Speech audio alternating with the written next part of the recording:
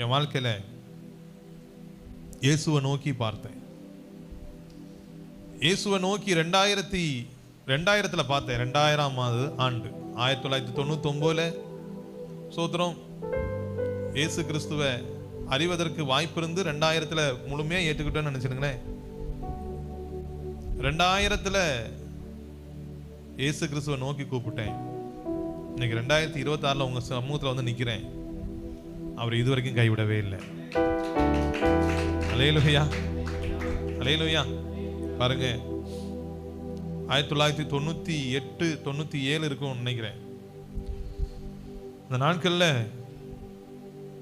நாங்கள் பெரிய ஒரு கோடீஸ்வரனாக, ஒரு பெரிய ராயல் ஃபேமிலியாக தான் நாங்கள் இருந்தோம். ஆனால் அதுக்கு முன்பதாக என் தகப்பனார் ஒரு ஓலை குடிசையில் பிறந்து வளர்ந்து ரொம்ப கஷ்டப்பட்ட என் தகப்பனார். அவருடைய பேக்ரவுண்டு பார்த்தீங்கன்னா, ஒரு மாட்டு தொழுவம் எவ்வளோ தான் இருக்குமோ அந்த அளவுக்கு, ஒரு மாடு இல்லைன்னா 2 மாடு கட்டி போட்டிருக்கிற அளவுக்கு தான் அங்கே அப்பாவுடைய வீடு.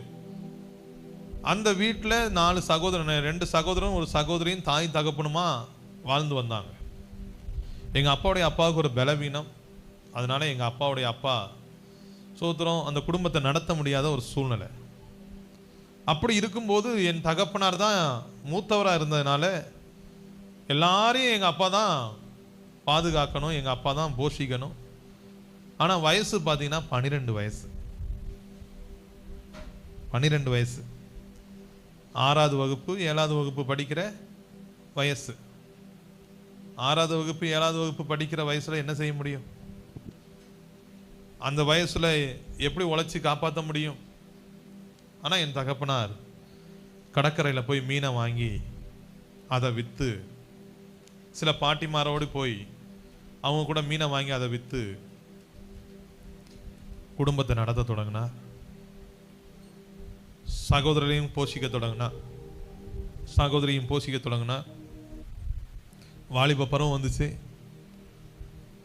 பகல் மாத்திரம் வேலை பார்த்த என் தகப்பனார் இரவும் வேலை செய்ய தொடங்கினார்.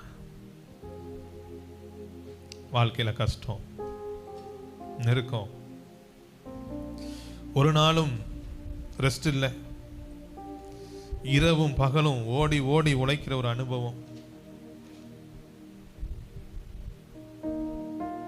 அந்த வாலிப பருவத்தில் அநேக விதமான பணத்தை சம்பாதிச்சு தாய் தகப்பனுக்கு நல்ல ஒரு வசதி வாய்ப்பை ஏற்படுத்தி கொடுத்து, சகோதரர்களுக்கு நல்ல வசதி வாய்ப்புகளை ஏற்படுத்தி கொடுத்து, கடைசியாக திருமண பருவத்தில் எல்லாருக்கும் திருமணம் செய்து வைத்து என் தகப்பனாருக்காக ஒன்று கூட இல்லாம சென்னை பட்டணத்துக்கு கடந்து வந்தார். சென்னை பட்டணத்தை கடந்து வந்து ஒரு சின்ன ஒரு ஓலை குடிசை ஒரு கடை வச்சாங்க, ஒரு பெட்டி கடை. அந்த பெட்டி கடை பார்த்தீங்கன்னா ஓலை குடிசை கடை, ஒரு சின்ன கடை. ஆனால் நாட்கள் கடந்து போக அது ஒரு பெரிய கடையாக மாறிச்சு. இப்போ நல்ல வருமானம். அந்த கடையை மாத்திரம் இல்லை, இன்னும் வெளிநாட்டுக்கு போய் பிஸ்னஸ் பண்ணுற அனுபவத்துக்கு நேராக கடந்து போனாங்க. இப்போ செழிப்புக்கு மேலே செழிப்பு, இப்போ நல்ல வசதி வாய்ப்பு. திருமணம் ஆகுது, நானும் என் சகோதரியும் பிறக்கிறோம். என் சகோதரியும் சகோதரன் நானும் சின்ன வயசுல இருந்து ஃபாரின் வஸ்திரம், ஃபாரின் சாப்பாடு. எங்க வீட்டில் பார்த்தீங்கன்னா பணத்துக்கு பஞ்சம் கிடையாது, எந்த குறையுமே எங்க வீட்டில் இல்லை. அப்படிப்பட்ட நல்ல ஒரு வாழ்க்கையை நாங்கள் வாழ்ந்துட்டு இருந்தோம். சந்தோஷம், சமாதானம், நிம்மதி எல்லாம் எங்க வீட்டில் நிறைஞ்சு இருந்துச்சு. ஏன்னா எந்த குறையுமே கிடையாது. என்னுடைய 12 வயசு வரும்போது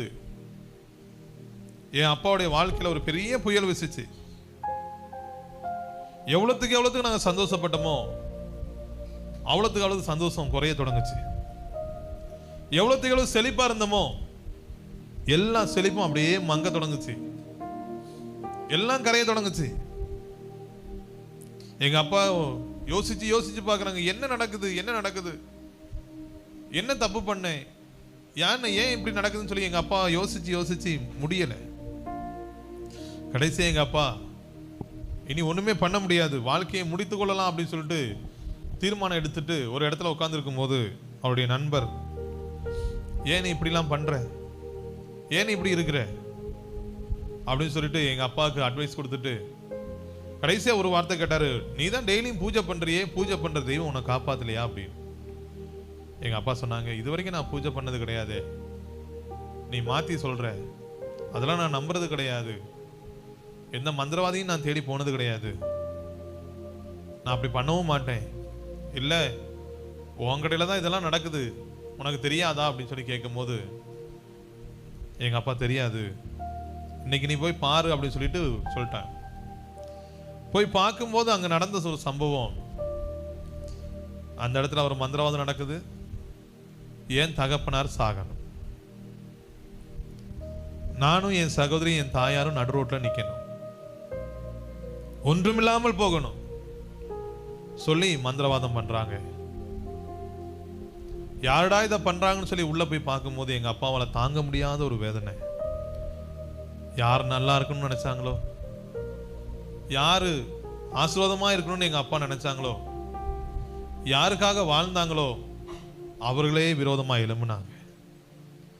என் தகப்பனாரால தாங்க முடியல. என் தகப்பனார் ஒரே ஒரு வார்த்தை சொன்னாரு, நான் தானே சாகணும், நான் செத்து போறேன், உங்க முன்னாடியே நான் செத்து போறேன், என் பிள்ளைகளை என் மனைவி விட்டுருங்க, என் மனைவியும் என் பிள்ளைங்க 2 பேரையும் நீங்க விட்டுருங்க, அவங்க எங்கேயாவது போய் பிழைச்சிக்கிட்டோம் அப்படின்னு சொல்லிட்டு அவங்க முன்னாடியே விஷத்தை எடுத்து குடிச்சிட்டாரு. விஷத்தை குடிச்சுக்கிட்டு வீட்டுக்கு மணி 2 மணி வந்து கதை தட்டும் போது எங்க அம்மா கதை திறக்கிறாங்க. திறந்த எங்க அம்மா ஒரே சத்தம் போட்டையில நானும் என் சகோதரியும் எதிர்த்து வந்தோம். எங்க அப்பாட்ட எங்க அம்மா கேட்குறாங்க, என்னாச்சுன்னு சொல்லி கேட்கும் போது எங்க அப்பா சொன்னாங்க, ஒன்றும் இல்லை, சாப்பிட்ட சாப்பாடு சரியில்லை, அதுதான் இப்படி வந்துட்டு, வேற ஒன்றும் இல்லை, பயப்படாதீங்க, நீங்க போய் படுங்கன்னு சொல்லி சொன்னாங்க. சொல்லிட்டு அடுத்த நிமிஷம் எங்க அப்பா கீழே விழுந்துட்டாங்க. உடனே நாங்க 2 பேரும் எங்க அம்மாவை பார்த்து சொன்னோம், அம்மா அப்பா போய் சொல்றாங்க, எவ்வளோ நைட் ஆனாலும் 12 மணி ஆனாலும் 1 மணி ஆனாலும் எங்களுக்கு ஒரு வாய் சாப்பாடு தராம அப்பா சாப்பிட்டதே கிடையாது. சின்ன வயசுல இருந்து இன்னைக்கு வரைக்கும் எங்களுக்கு சாப்பாடு தராம சாப்பிட்டது கிடையாது. அப்பா போய் சொல்றாங்கம்மான்னு சொன்னோம். உடனே எங்க அம்மா அழ தொடங்கினாங்க. என்ன செய்யறதுன்னு தெரியலேன்னு சொல்லி ஏங்க தொடங்கினாங்க. என் சகோதரி ஓடி போனா, யாராவது காப்பாத்துன்னு சொல்லி கெஞ்சினா, ஒரு வேன் வந்து எங்களை வேன்ல வந்த சகோதரர் எங்க அப்பாவுக்கு தூக்கிட்டு போய் மருத்துவமனையில கொண்டு சேர்த்தாங்க. மருத்துவமனையில தீவிரமான சிகிச்சை கொடுத்தாங்க. எல்லாம் கொடுத்தும் கடைசியில பிரயோஜனம் இல்லாம அவங்க சொன்ன ஒரு வார்த்தை, மன்னிச்சிருங்க, உன் தகப்பனார் மரித்து போனான்னு சொன்னாங்க. வேதனை தாங்க முடியாது. உதவி செய்வார் யாரும் இல்லை. என் அம்மாவுக்கு எங்க அப்பா மட்டும்தான் உலகம், எங்களுக்கு எங்க அப்பா மட்டும்தான், வேற யாரும் கிடையாது. எங்க வாழ்க்கையில ஒரு பெரிய இழப்பை நாங்க அன்னைக்கு பாக்குறோம். எங்க அம்மா அந்த ஹாஸ்பிட்டல்ல இருந்து நெஞ்சில அடிச்சு அழுறாங்க. நாங்க என்ன பாவம் செய்தோம், என்ன துரோகம் பண்ணோம், ஏன் எங்களுக்கு இப்படிப்பட்ட நிலைமை அப்படின்னு சொல்லி அழுதாங்க. யாராவது எங்களை காப்பாத்துங்க, யாராவது எங்களை காப்பாத்துங்க சொன்னாங்க. யாருக்கும் எங்க சத்தம் கேட்கல. யாருக்கும் எங்க சூழ்நிலையை பார்க்க முடியல. அந்த நேரத்தில் அழுது காலையில 6 மணி ஆக போகுது. 6 மணிக்கு கொஞ்சம் முன்னாடி டாக்டர் வந்தாங்க. வந்துட்டு சொன்னாங்க, இந்த பாடியை அப்புறப்படுத்துங்க சொல்லி ஒதுக்கி வச்சாங்க. எங்க அப்பா அப்படியே ஒதுங்கி அந்த சேர்ல அப்படியே இருக்கிறாங்க. அந்த இடத்துல ஆக வேண்டியதை பாருங்கம்மான்னு சொல்லிட்டாங்க. அழுதோம். எங்க சத்தத்தை கவனிக்க யாரும் இல்லைங்க. எங்க சூழ்நிலையை பார்க்க யாரும் இல்லை. ஆனா அந்த நேரத்துல என்ன நடந்துச்சுன்னு எங்களுக்கே தெரியாது. திடீர்னு எங்க அப்பா எந்திரிச்சு உட்காந்துருந்தாரு. எல்லாரும் ஓடி போனோம். எப்படிப்பா எந்திரிச்சு உட்காந்துருக்கீங்கன்னு சொல்லி கேட்டோம். அதுக்கு எங்க அப்பா சொன்ன ஒரு வார்த்தை, ஒரு வெள்ளை வஸ்திரம் போட்டு ஒரு மனுஷன் வந்தாரு, அவரு என்ன தொட்டாரு, நான் எந்திரிச்சு உட்காந்துருக்கிறேன்னு சொன்னேன். அல்லேலூயா. அன்னைக்கு எங்க அப்பாவை தொட்டது யாருன்னு எங்களுக்கு தெரியாதுங்க. எங்க அப்பா சொன்னாங்க, அவர் தொட்டுட்டு என்ன ஒரே ஒரு வார்த்தை சொன்னாருமா, நான் காண்பிக்கும் தேசத்துக்கு போ, நான் உன்னோடு கூட இருப்பேன். எங்க போகணும்பான்னு எங்க அப்பாட்ட கேட்கும்போது எங்க அப்பா சொன்ன வார்த்தை, கன்னியாகுமரி பட்டணத்துக்கு போ அப்படின்னு சொன்னாங்கம்மான்னு சொன்னாங்க. அந்த ஒரே ஒரு வார்த்தை. தேவ பிள்ளைகளே, நம்ம இந்துவா இருக்கலாம், நம்ம முஸ்லீமா இருக்கலாம், இயேசுவை தெரியாதவங்களா இருக்கலாம், ஆனா நம்மை படைத்த தேவனுக்கு நம்மளை நல்லா தெரியும். யார் நம்மளை பார்க்காம இருந்தாலும், யார் நம்மளை சத்தத்தை கேட்காம இருந்தாலும், இயேசு நம்முடைய சத்தத்தை கேட்கிறவராக இருக்கிறார். படைத்தவர் மட்டும் நமக்கு கேட்பாருங்க. அவர் தான் நம்மளை படைச்சனால தான் அவர் நம்மளுடைய சத்தத்தை கேட்கிறார். அழுதோம். அந்த சென்னை பட்டணத்தையே விட்டுட்டு அங்கிருந்து கன்னியாகுமரி பட்டணத்துக்கு வந்தோம். எல்லாம் சொத்து எல்லா காரியத்தையும் கொடுத்துட்டு, வேண்டாம் எதுவுமே வேண்டாம், எல்லாத்தையும் கொடுத்துட்டு உடனே டிஸ்சார்ஜ் ஆகி உடனே அதே வாரத்தில் நாங்கள் கன்னியாகுமரி பட்டணத்துக்கு வந்தோம். வெறும் வேனில் வந்தோம்னா பாருங்க, ஒரு பொருள் கிடையாது, எல்லாத்தையும் கொடுத்துருவோம், நீங்கள் என்னவும் பண்ணிடுங்க சொல்லிட்டு எல்லாத்தையும் விட்டுட்டு வெறும் வேனில் வந்தோம். கையில் எங்கள் அப்பா கிட்ட சொற்பமான கொஞ்சம் பணம் மட்டும் இருந்துச்சு. வந்து இறங்கிட்டு ஒரு இடத்துல சாப்பிட்றதுக்காக வந்து சாப்பிட்றோம். அந்த இடத்துல நாங்கள் கேட்குறோம், இங்கே ஏதாவது தங்குறதுக்கு இடம் இருக்குதாயா அப்படின்னு சொல்லி, வாடகை வீடு இருக்குமா சொல்லி கேட்கும்போது, அது ஒரு கிராமம். அந்த கிராமத்தில் சொன்னாங்க, ஆமாம் ஒரு வாடகை வீடு இருக்குன்னு சொல்லி கூப்பிட்டு போனாங்க. 50 ரூபா வாடகை, இதுதான் அந்த வீடு அப்படி சொன்னாங்க. ஒரு ஓலை குடிசை, 2 பேருக்கு மேலே உள்ள தங்க முடியாது. சென்னையில் மாடி வீடு, கோடி வீடு, ஆனால் இங்கே 2 பேருக்கு மேலே தங்க முடியாது. எங்கள் அப்பா சொன்னாங்க, இருக்கட்டும் பிள்ளைங்க உள்ள தங்கட்டும், நம்ம வெளியே ஒரு துணியை விரித்து நம்ம வெளியே இருந்துக்கலாம் அப்படின்னு சொல்லிட்டு அந்த இடத்துல தங்கினோம். ஒவ்வொரு நாளும் பசியும் பட்டினியும், இருக்கிற பணமெல்லாம் கொஞ்சம் கொஞ்சமாக கரைய தொடங்குச்சு. எங்கள் அப்பா எங்களாமும் போய் வேலை பார்த்து சம்பாதிச்சுட்டு வருவாங்க.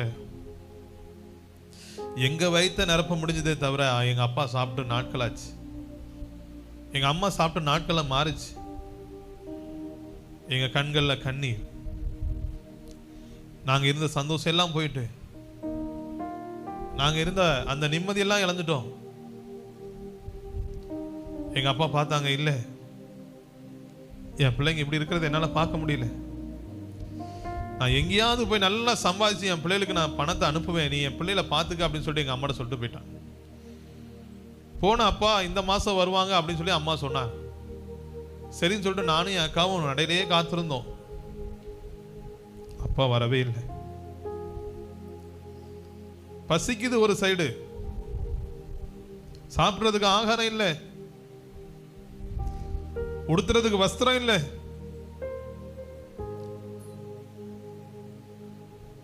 மாசம் கடந்து போகுது. எங்க அம்மா எல்லாத்தையுமே கடன் வாங்க தொடங்கினாங்க. யாராவது உதவி செய்யுங்க, என் அப்பா என் கணவர் வந்தோடனே நான் தந்துருவேன்னு சொல்லி எல்லாத்தையும் கடன் வாங்கினாங்க. எல்லாரும் கொடுத்தாங்க. கடன் கொடுத்தவங்க எல்லாம் கேட்டாங்க, நீ பொய் சொல்ற, உனக்கு கணவனே கிடையாதுன்னு சொல்ற அளவுக்கு நாட்கள் கடந்துட்டே இருக்குது. எங்க அப்பா வரவே இல்லை. கடைசியா 9 மாசத்துக்கு மேல ஆயிட்டு எங்க அப்பா வராம. அப்ப என்னுடைய சகோதரி 8வது வகுப்பு படிக்கிற என் சகோதரி, வயசு 8வது வகுப்பு படிக்கிறா. அவ இதுக்கு வரைக்கும் அதுக்கப்புறம் அவ படிக்கவே இல்லை. அந்த வயசுல அவ இருக்கிறா. எங்க அம்மா சொன்னாங்க, நீ ஏதாவது வேலைக்கு போறியாமான்னு சொல்லி கேட்டாங்க. சரிம்மான்னு சொன்னா. ஸ்கூல்ல ஃபர்ஸ்ட் எடுப்பா.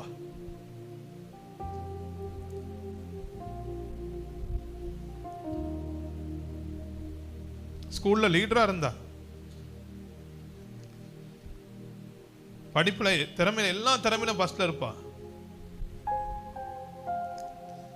நீ ஏதாவது வேலைக்கு போறியாமான்னு கேட்டாங்க. சரிம்மான்னு சொன்னா.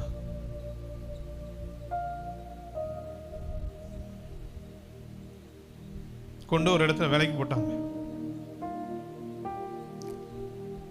அந்த வேலைக்கு போறது கூட நல்ல வஸ்திரம் கிடையாது, கிழிஞ்சு போன வஸ்திரத்தை போட்டுட்டு போவா.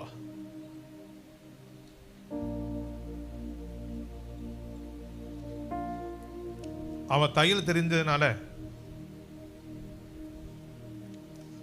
சில அழுக்கு துணியை அவளே சேரியை கட் பண்ணி சுடிதார் தைச்சு எத்தனையோ வருஷம் வாழ்ந்திருக்கிறா.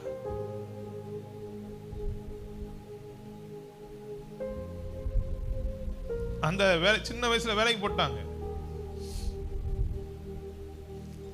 சரி, நானும் என்ன கேட்டாங்க, நீயும் வேலைக்கு போக மாட்டான்னு சொல்லி கேட்டாங்க. சரிம்மான்னு சொன்னேன். சரி, அக்கா வேலைக்கு போயிட்டா நம்மளும் இனி வேலைக்கு போயிடுவோம் அப்படின்னு சொல்லிட்டு நான் 6வது வகுப்பு படிக்கிற வயசு, போவோமான்னு சொன்னேன். எங்கள் அம்மா பாருங்க, சரி நம்ம 2 பேரும் வேலைக்கு போவோம் அப்படின்னு சொல்லிட்டு மயிலாடிங்கிற கிராமத்தில் இருந்து பஸ் ஏறி வடசேரியில் வந்து இறங்கினாங்க. வடசேரி பஸ் ஸ்டாப்பில் வந்து இறங்கினாங்க. பஸ் ஸ்டாண்டில் இறங்கிட்டு அடுத்த ஒரு பஸ்ஸில் ஏறினாங்க. நான் சொன்னேன், அம்மா ஏற்கனவே ரொம்ப தூரம் நம்ம வந்துட்டோம்ல, இன்னும் ரொம்ப தூரம் போகணுமாம்மா, இவ்வளோ தூரம் போய் வேலை பார்க்கணுமான்னு சொல்லி கேட்கும்போது எங்கள் அம்மா சொன்னாங்க, நீ எதுவும் பேசாத, என் கையை மட்டும் பிடிச்சிக்க. எங்க அம்மாவுடைய கையை பிடிச்சேன். எங்க அம்மா பஸ்ல ஏறி, ஐயா எங்களுக்கு பிச்சை போடுங்கன்னு சொல்லி பிச்சை எடுக்க தொடங்கினாங்க.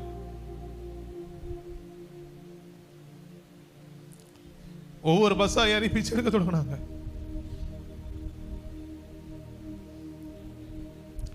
வடசேரி பஸ் ஸ்டாண்ட்ல பிச்சை எடுக்க தொடங்கினாங்க.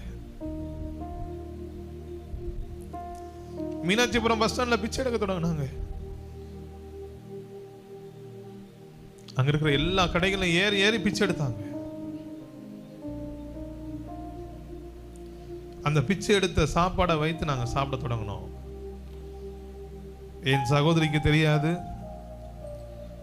என் சகோதரி கேப்பா, எங்க போயிட்டு வந்தீங்க? வேலைக்கு போயிட்டு வந்தோம். அந்த வேலைக்கு போயிட்டு சம்பளத்தை வச்சுதான் உன சாப்பாடு வாங்கிட்டு சொல்லி நிம்மதியா சாப்பிடுவோம். அந்த நாட்கள் ரம்சான் பண்டிகை வந்துச்சு. ரம்சான் பண்டிகையில முஸ்லீம் இடத்துல போய் பிச்சை எடுத்தா அதிகமா போடுவாங்கன்னு சொல்லி முஸ்லீம் ஏரியாலெல்லாம் போய் பிச்சை எடுத்தோம். அப்படி பிச்சை எடுக்கும் போது எங்க அம்மாவுடைய தூரத்து சொந்தத்தை பார்த்தோன்னே எங்க அம்மாவுக்கு ரொம்ப சந்தோஷம். என் பிள்ளைக்கு இனி எப்படியாவது ஒரு நல்ல காரியம் நடக்கும் அப்படின்னு சொல்லிட்டு சந்தோஷமா அந்த குடும்பத்துக்குள்ள போனாங்க. எங்க அம்மா எவ்வளவு சந்தோஷமா உள்ள போனாங்க, அதை விட பல மடங்கு துக்கத்தோடு வெளியே வந்தாங்க. எங்க அம்மாவை பார்த்து அவங்க சொன்ன ஒரு வார்த்தை, வெளியே போடி பிச்சைக்காரின்னு சொன்னாங்க. ஆனா எங்க அம்மா பெரிய பணக்காரங்களா இருக்கும்போது எங்களை பார்க்க வருஷத்துக்கு 3 வாட்டியாவது வருவாங்க. அப்படிப்பட்டவங்க எங்க அம்மாவை பார்த்து சொன்னாங்க, வெளியே போடி பிச்சைக்காரி அப்படின்னு. எங்க அம்மா அந்த வார்த்தையை கேட்டுட்டு வெளியே இறங்கி வந்தாங்க. அப்படியே நடந்துட்டு இருந்த எங்க அம்மா அப்படியே மயக்கம் போட்டு கீழே விழுந்தாங்க. எல்லாரும் வந்து காப்பாத்தினாங்க, தண்ணி தெளிச்சு காப்பாத்தினாங்க. கொடுத்து தண்ணி கொடுத்து சோடா கொடுத்து எங்க அம்மா அப்படியே தூக்கி விட்டு, ஏமா உனக்கு என்ன ஆச்சுன்னு சொல்லி கேட்டாங்க. இல்லை, தலை சுத்துச்சு, வேற ஒன்றும் இல்லை. எங்க அம்மா எல்லாரும் போன பிறகு என்கிட்ட பஸ்ல உட்காந்து சொல்றாங்க, கான் நம்ம வீட்டுக்கு போய் எல்லாரும் சேர்ந்து சாப்பிட்டுட்டு செத்துருவோன்னு, நம்ம இனி வாழ வேண்டாம்.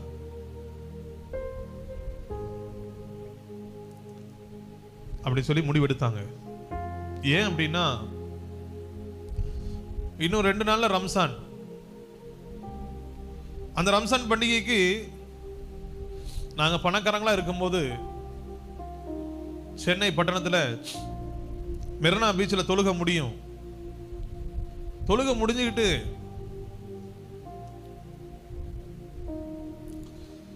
வெளியே வரும்போது 200-300 பேர் ஏழைகள் இருப்பாங்க.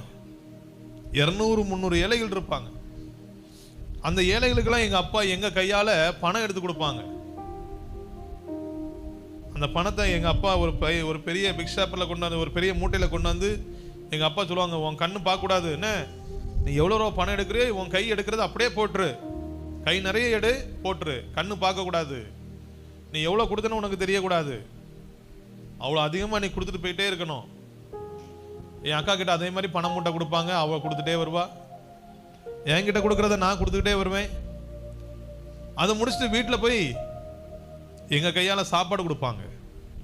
அந்த தெருவில் இருக்க அத்தனை பேருக்கும் சாப்பாடு கொடுப்பாங்க, அத்தனை பேருக்கும் பணம் கொடுப்பாங்க, போனஸ் கொடுப்பாங்க. எங்க கீழே வேலை பார்க்குறவங்களுக்கு எல்லாம் கொடுத்து சந்தோஷமா எங்க அப்பா எங்களுக்கு சாப்பாடு ஊட்டி தருவாங்க. அதனால இப்ப அப்பாவும் இல்லை. எந்த கையால நீ பணம் கொடுத்தியோ அதே கையால இப்ப நீ பிச்சை எடுக்கிற. எந்த கையால நீ சாப்பாடு கொடுத்தியோ இன்னைக்கு அதே கை பிச்சை போடுங்கம்மா, சாப்பாடு போடுங்கம்மான்னு கேக்குது. என்னால தாங்க முடியல. நம்ம அப்படி ஒரு ரம்சான் கொண்டாட வேண்டாம், செத்துருவோம் அப்படின்னாங்க.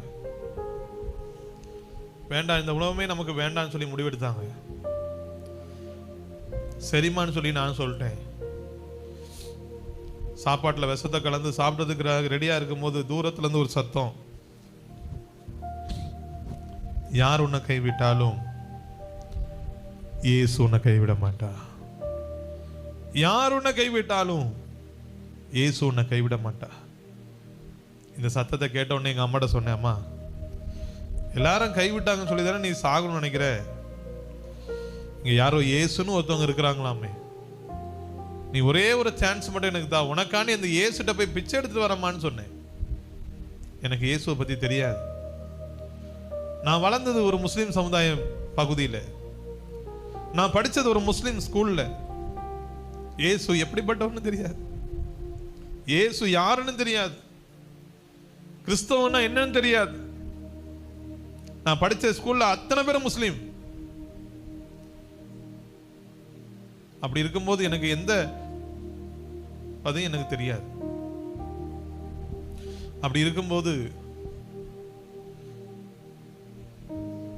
எங்க அம்மாட்ட சொன்னேன், இந்த ஏசப்பாட்ட போய் பிச்சை எடுத்து வரமா சொல்லிட்டு போனேன். அங்க பாத்தீங்கன்னா இதே போல ஒரு ஆராதனை நடந்துட்டு இருக்கு. நடையில உட்கார்ந்துருந்தேன், கீழே உட்கார்ந்துருந்தேன். அவங்க எல்லாம் இந்த சத்தத்தை பாடி முடிச்சுட்டு போகும்போது நான் கேட்டேன், யார் இயேசு? என்னை பார்த்துட்டு ஒரு வயசான தகப்பனார் என்னை பக்கத்துல உட்கார வச்சு சுவிசேஷம் சொன்னா, இயேசுவை பத்தி சொன்னா. அந்த இயேசுவை பத்தி சொல்ல சொல்ல எனக்குள்ள ஒரு விசுவாசம் வந்துச்சு, எனக்குள்ள ஒரு நம்பிக்கை வந்துச்சு. இந்த இயேசப்பா நிச்சயமா எங்களை காப்பாத்துவாரு, அவர் எங்களை கைவிட மாட்டாரு, நான் நம்புறேன். இந்த இயேசப்பாவை நான் உண்மையா நம்புறேன், எனக்கு வேற எதுவுமே வேண்டாம் சொல்லிட்டு அந்த பலிபீடத்துல போய் அப்பாட்ட சொன்னேன், அப்பா உங்களை எனக்கு இன்னைக்கு தான் தெரியும். எங்க அம்மா அப்பா சொல்லி தந்த ஒரே ஒரு பிரேயர், இந்த உலகத்தில் இருக்கிற எல்லாரையும் காப்பாத்துங்க, எங்களையும் காப்பாத்துங்க. இததான் எங்களுடைய வாழ்க்கையில எங்க அம்மா அப்பா சொல்லி தந்த ஒரு வார்த்தை. இந்த உலகத்தில் இருக்கிற எல்லாரையும் காப்பாத்துங்க, எங்களையும் காப்பாத்துங்க. அதை நான் இன்னைக்கு உங்ககிட்ட சொல்றேன், இந்த உலகத்தில் இருக்கிற எல்லாரையும் காப்பாத்துங்க ஏசப்பா, எங்களையும் காப்பாத்துங்க ஏசப்பா. அப்படியே சொல்லிட்டு இருக்கும் போது திடீர்னு எனக்கு ஒரு சத்தம், யார் உன்னை கைவிட்டாலும் நான் உன்னை கைவிடவே மாட்டேன். அல்லேலூயா. அந்த சத்தத்தை கேட்டு வீட்டுக்கு ஓடனே, அம்மா இப்படி ஒரு சத்தம் கேட்டேம்மா, யார் உன்னை கைவிட்டாலும் நான் உன்னை கைவிட மாட்டேன்னு. நம்ம சாக வேண்டாமான்னு சொன்னேன். எங்க அம்மாவுக்கு எங்க ஏசப்பாவை பத்தி நல்லா தெரிஞ்சதுனால எங்க அம்மா சொன்னாங்க, சரி சாக வேண்டாம், நாளைக்கு பிச்சை எடுக்க தான் போனோம் அப்படின்னாங்க. சரிம்மான்னு சொன்னேன். ஆனாலும் பிச்சை எடுக்க போகும்போது சொன்னேன், வேண்டாம்மா ஏசப்பா நம்மளை காப்பாத்துவாரு, இல்லை இல்லை வா போவோம்னாங்க. அந்த பஸ் ஸ்டாப்ல நின்று அழுதேன், மனசுக்குள்ள, வெளியே தெரியாது. அதனாலதான் சொன்ன, தேவ பிள்ளைகளே, உன் கண்கள் இருந்து கண்ணீர் வராம இருந்தாலும்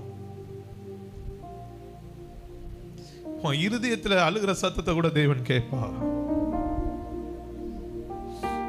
நீ வெளியே சிரிச்சிட்டு இருந்தாலும் நீ உள்ளுக்குள்ள புலம்புறத கர்த்தர் கேட்பா. அந்த பஸ் ஸ்டாப்ல நின்று மனசுக்குள்ள அழுதுட்டு இருக்கிறேன், எங்களை காப்பாத்துங்கப்பா. பஸ் வருது, பஸ் வந்தோடனே பஸ்ஸில் ஏற போகிறோம். நடந்த அற்புதம், அந்த பஸ் ஏறி போறதுக்காக போகும்போது அந்த பஸ்ல இருந்து எங்க அப்பா இறங்கி வர கர்த்தர் கிருபை செய்தார். அல்லேலூயா. அந்த பெரிய அற்புதத்தை என்னால கிரகிக்கவே முடியல. எங்க அப்பா மட்டும் சொன்னேன், அப்பா நீங்க வீட்டுக்கு போங்க, நான் ஒரு இடத்துக்கு போயிட்டு வரேன்னு சொல்லிட்டு ஓடி வந்த அந்த ஆலயத்துல, ஏசப்பா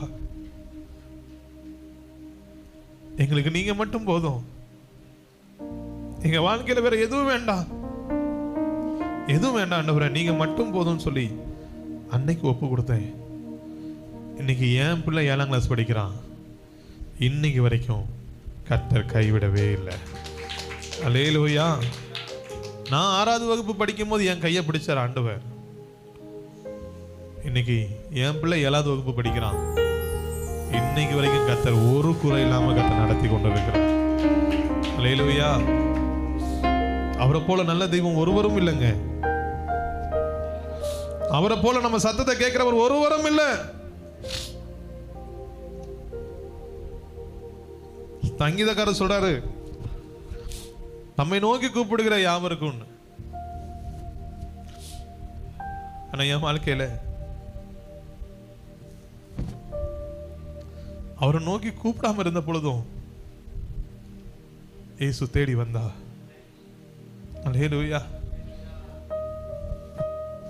தேவ பிள்ளைகளே, இந்த இயேசு கிறிஸ்துவை போல அன்புள்ள தேவன் ஒருவரும் இல்லைங்க. இயேசுவை ஏற்றுக்கொண்டுட்டு வீட்டுக்கு போனேன். எங்க அப்பா எங்க அம்மாட்ட சொல்றாங்க, நேற்று கேஸ் ஆகணும்னு சொல்லிட்டு கடல்ல போய் குதிச்சேம்மா. குதிச்சுட்டு ஆழத்துல எனக்கு கடல் தண்ணி இழுத்துட்டு போயிட்டு அப்படியே அந்த மரண போராட்டத்துல உள்ள இழுத்துட்டு போயிட்டு இருக்கும் போது, மூச்சு திணறும் போது ஒரு மனுஷன் அப்படியே என்ன கையை பிடிச்சு தூக்கி கொண்டு வெளியே விட்டாரு. விட்டுட்டு அவர் சொன்ன ஒரு வார்த்தை, நீ வீட்டுக்கு போ, நீ வீட்டுக்கு போ. திரும்பி பார்க்குறேன், யாருமே இல்லை. நான் வீட்டுக்கு வந்துட்டேன். அதை பேசிட்டு இருக்கும்போது என் உள்ளம் உடைஞ்சது. எங்க அப்பாவை காப்பாத்தினது இந்த இயேசு கிறிஸ்து தான். இங்க மட்டும் எங்க அப்பாவை காப்பாத்தினது இல்ல, சென்னை பட்டணத்துல எங்க அப்பாவை காப்பாத்தினது இதே இயேசு கிறிஸ்து தான் சொல்லி நம்ப தொடங்கினேன். அவரை விசுவாசிக்க தொடங்கினேன். நான் என்ன படிக்க வைக்கிறதுக்கு எங்க அப்பாவால முடியல, எங்க சகோதரியை படிக்க வைக்க முடியலங்க. நான் 2 வருஷமாட்டு சர்ச்சைக்கு போவேன் வருவேன். அப்படி போற வரையில சிலவங்க கூப்பிடுவாங்க, என் வீட்டில் பாத்ரூம் கழுவி தருவியா, என் வீட்டில் தொட்டி கழுவி தருவியா, தோப்பில் தேங்காய் பறக்கி போடணும் வருவியா, உனக்கு சம்பளம் தரலாம் சொல்லிட்டு கூப்பிட்டு போவாங்க. பாத்ரூம் கழுவி கொடுத்தா 2 ரூபா தருவாங்க, தொட்டி கழுவி கொடுத்தா 5 ரூபா தருவாங்க, தேங்காய் பறக்கி போட்டால் 10 ரூபா தருவாங்க. அதை கொண்டு வந்து எங்கள் அம்மாட்ட கொண்டு கொடுப்பேன்.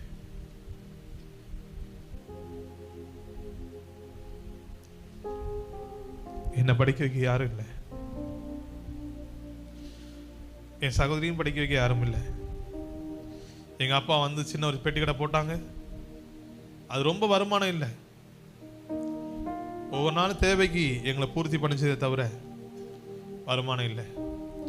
ஆனாலும் நான் இயேசு மேல வச்சிருக்க நம்பிக்கையில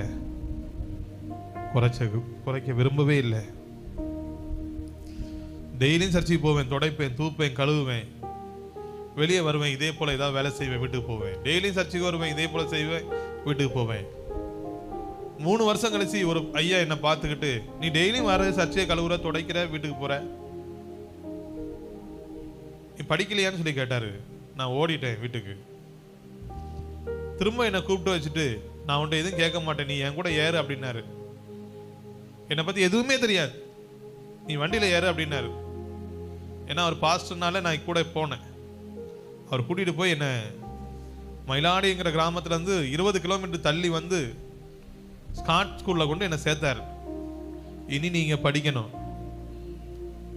நான் உனக்கு ஃபீஸ் கட்டுவேன், நீ என்ன கேட்டாலும் சொல்ல மாட்டேங்கிற, ஆனா எனக்கு ஆசை நீ படிக்கணும் சொல்லிட்டு என்னை படிக்க வச்சாரு. நான் அன்னைக்கு சொல்லியிருந்தேன்னா எங்க அக்காவையும் படிக்க வச்சிருப்பாரு, ஆனா நான் சொல்லலை.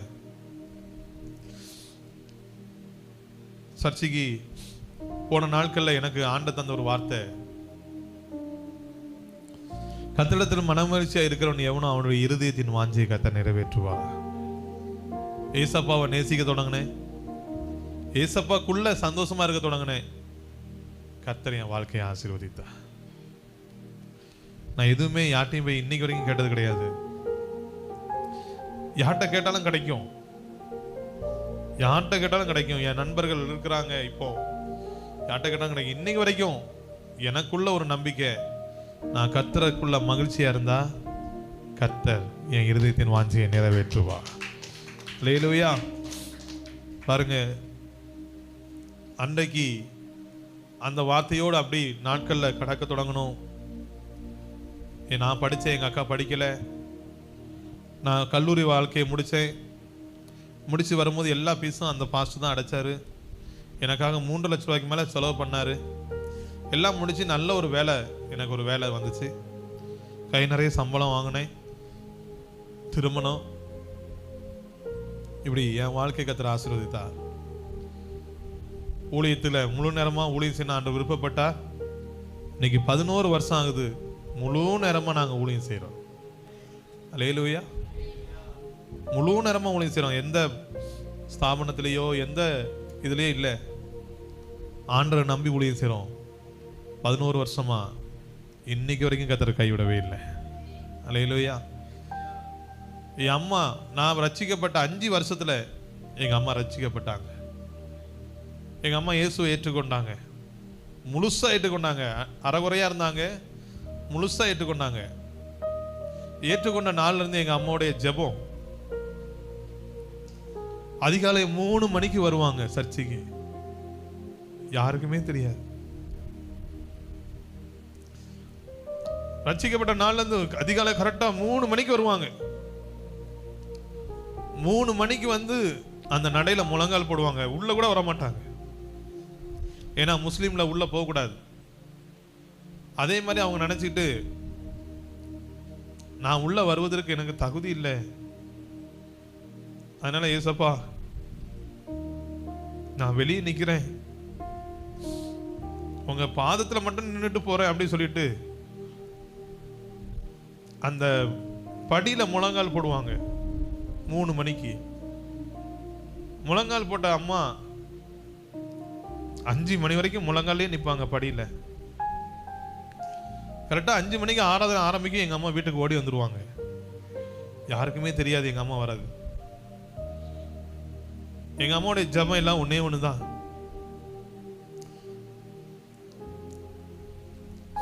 எங்க அம்மா சாகுற அன்னைக்கு கூட காலையில 3 மணில இருந்து 5 மணி வரைக்கும் ஜெபிச்சுட்டு, முழங்கால் நின்று ஜெபிச்சுட்டு 6 மணிக்கு செத்து போயிட்டாங்க.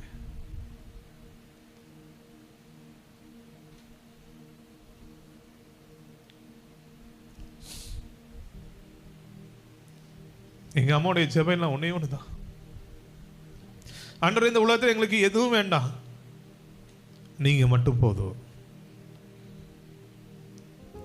எங்களுக்கு சொத்து, எங்களுக்கு வீடு, எங்களுக்கு வாசல் எதுவுமே எங்களுக்கு வேண்டாம், எங்களுக்கு நீங்க மட்டும் போதும். என் பிள்ளை உங்களுக்காக வாழணும், என் மக உங்களுக்காக வாழணும், அது மட்டும் போதும் ஏசப்பான்னு சொல்லி ஜெபம் பண்ணுவாங்க. வேற எதுவுமே கேட்க மாட்டாங்க, வீடு வாசல் எதுவுமே.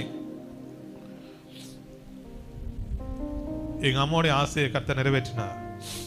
எங்க அம்மாவுடைய ஆசை, என் பிள்ளை ஊழியம் செய்யறதை நான் பார்க்கணும், அவனுடைய பிரசங்கத்தை நான் கேட்கணும். அவ்வளவுதான் எங்க அம்மாவுடைய ஆசை. எங்க அம்மாவுடைய ஆசையை கர்த்தர் நிறைவேற்றினா. பல கன்வென்ஷன் கூட எங்க அம்மாவை கூட்டிட்டு போவேன். நான் மேடையில இருந்து அந்த கன்வென்ஷன் மெசேஜை கொடுக்கும் போது எங்க அம்மா தூரத்துல இருந்து அழுவாங்க.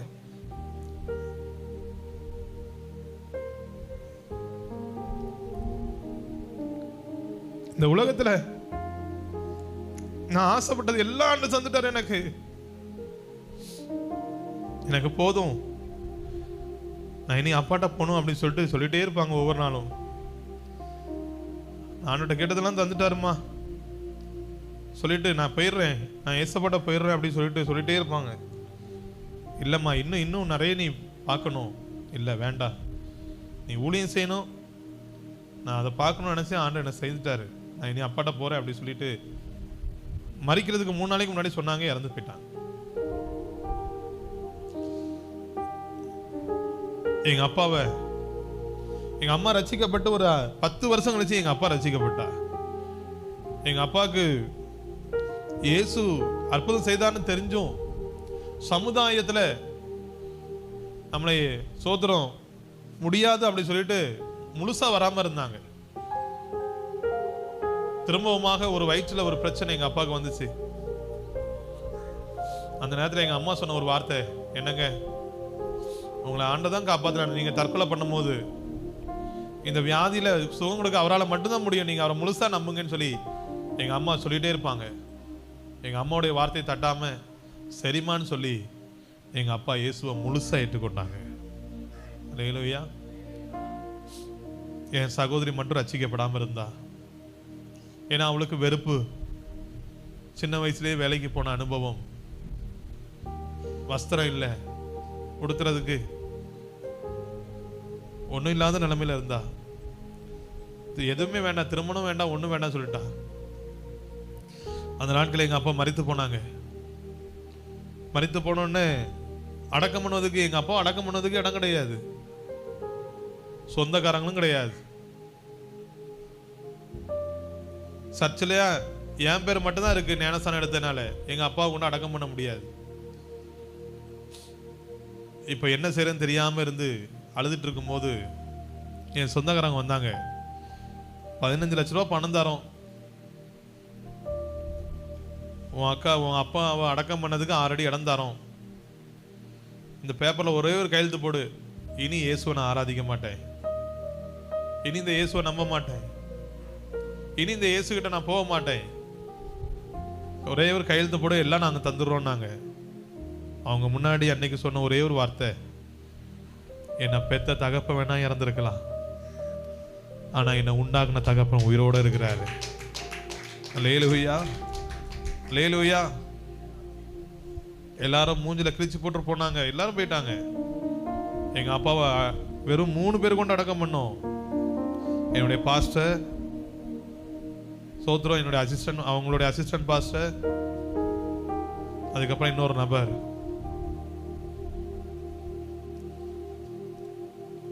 வேற ஒரு இடத்துல எங்களுக்கு வாய்ப்பு தந்தாங்க, எங்க அப்பா அடக்கம் பண்ணி முடிச்சோம். 1 மாசத்துல நடந்த அற்புதம் பார்த்தீங்கன்னா, எங்க அக்கா சொன்னா, இயேசு இயேசுன்னு நீங்க போனீங்கல்ல, அந்த இயேசு எல்லாமே இப்போ பாருங்க நடுத்தரில் நிற்கிறோம் அப்படின்னாங்க. இல்லை இல்லைம்மா, நீ ஆண்டோட பேசு, நீ என்ன சவால்னாலும் விடு, ஆண்டவனா கிட்ட பேசுவாரு. அவன் என்ன நினைச்சான்னு தெரியாது. ஒரே மாசத்துல எங்க அக்காவுக்கு திருமண வாழ்க்கையை கர்த்தர் அமைத்து கொடுத்தா. அதான் சொன்னேன், 8வது வகுப்பு படிச்ச என் சகோதரிக்கு கர்த்தர் டாக்டர் மாப்பிள்ளையை கொடுத்தார். அல்லேலூயா, அல்லேலூயா. அது அவளால கிரகிக்க முடியல, தாங்க முடியல. இயேசு இப்படிப்பட்டவரான்னு சொல்லி அன்னைக்கு அவன் மனம் திரும்பினா, இன்னைக்கு ஆண்டவருக்காக வாழ்ந்து கொண்டிருக்கிறா. அல்லேலூயா. எங்க வாழ்க்கையில கர்த்தர் செய்த காரியங்கள் அதிகங்க. நான் ஒண்ணே ஒன்று மட்டும் சொல்றேன், நீங்க கூப்பிட்டா கர்த்தர் கேட்பா. நீங்க நோக்கி பார்த்தா அவர் உங்களை நோக்கி பார்ப்பா. ஏன் தெரியுமா? அவருக்கு காது இருக்குது, அவருக்கு கண் இருக்குது, அவருக்கு கை இருக்குது, அவருக்குள்ள உயிர் இருக்குது. அல்லேலூயா, அல்லேலூயா. அவர் சோத்திரம் கல்லும் அல்ல மண்ணும் அல்ல, அவர் ஜீவன் உள்ள தேவனா இருக்கிறார். அல்லேலூயா. தேவனுடைய பிள்ளைகளே, நான் அடிச்சு சொல்றேன், இயேசுவை ஏற்றுக்கொண்டனால பயங்கரமா நாங்க பெரிய ஆள் ஆயிட்டோம் அப்படி இப்படின்னு சொல்லி சொல்லுவாங்க. 20 வருஷம் கஷ்டப்பட்டோம். 2000 இயேசுவை ஏற்றுக்கொண்டோம். 2020 வரைக்கும் வனாந்திரம். 2020 20 வருஷம் வனாந்திரம். இயேசு அந்த வனாந்திரத்தில் எங்களை நடத்தினா. இயேசு அந்த வனாந்திரத்தை கடக்க பண்ணினா.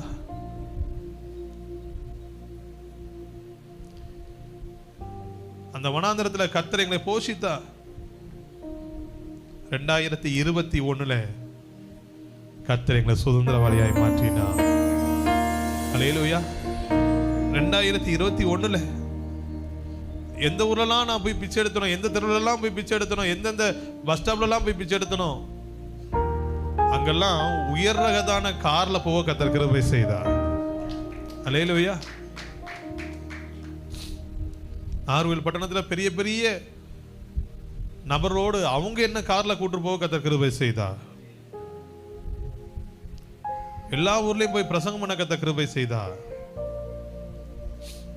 கன்வென்ஷன்ல பேச கர்த்தர் கிருபை செய்தார்.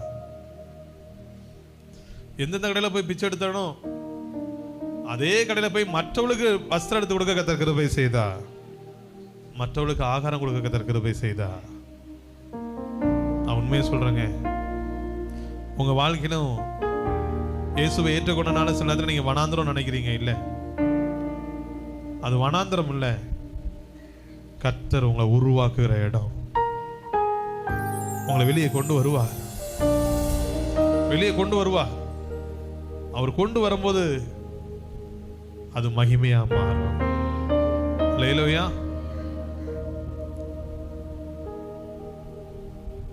அந்த வனாந்திரத்தில் எவ்வளோ நெருக்கப்பட்டமோ அதுக்கு 100 மடங்கு கர்த்தர் ஆண்டவர் செய்துட்டே இருக்கிறார். அல்லேலூயா, அல்லேலூயா. தேவனால் கூடாதது ஒன்றுமே இல்லை. நான் விசுவாசிக்கிறேன். இன்னைக்கு ஒரு விசுவாசம் உங்களுக்குள்ள வரட்டும். தம்மை நோக்கி கூப்பிடுகிற யாவருக்கும், உண்மையாய் தம்மை நோக்கி கூப்பிடுகிற யாவருக்கும் கர்த்தர் சமீபமாக இருக்கிறார். அல்லேலூயா.